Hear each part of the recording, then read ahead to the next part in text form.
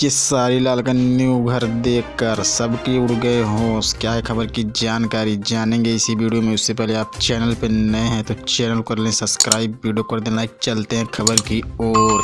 तो आप लोग को बता दें भाई लोग, खेसारी लाल का जो नया घर बन रहा है बिहार में, उसकी कीमत लगभग है 20 करोड़। ये बहुत बड़ी कीमत है। ऐसी घर तो वहाँ के मुख्यमंत्री का भी नहीं है जैसे खेसारी लाल का घर बन रहा है इस समय। तो आपको क्या लगता है, इतना महंगा घर खेसारी लाल को बनाना चाहिए था कि नहीं?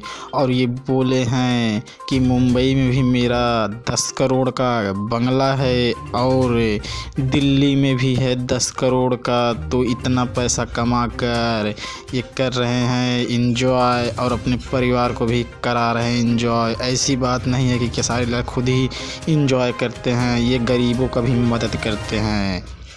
इसीलिए आज सबके चहेते हैं, इसीलिए इनको देखने के लिए हजारों लोग टावर पे चढ़ जाते हैं और उन्हीं के पैसे से ये कर रहे हैं इतने अच्छे अच्छे नेक काम, और ख़ुद का भी रखते हैं बहुत बढ़िया ख्याल।